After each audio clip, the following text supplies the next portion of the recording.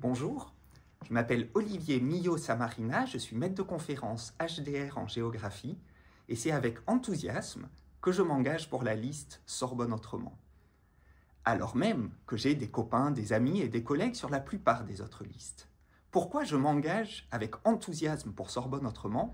Pour plusieurs raisons. D'abord, la collégialité. Il faut écouter les UFR.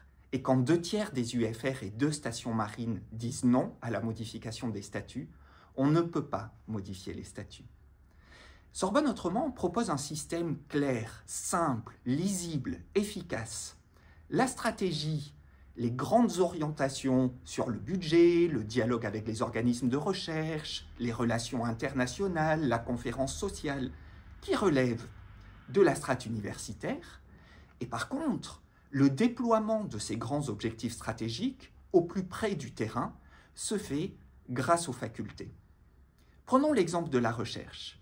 Sorbonne Autrement propose Gilles Pagès, un mathématicien spécialisé en mathématiques appliquées, pour coordonner ce travail de définition des grands objectifs stratégiques en recherche de notre établissement. En revanche, ce sera au niveau facultaire. Prenons la FSI et ses 72 laboratoires de recherche, d'écouter, de partager un diagnostic et de voir comment déployer au mieux, au plus près du terrain, ces grands objectifs stratégiques. De même, à la faculté de santé et à la faculté des lettres.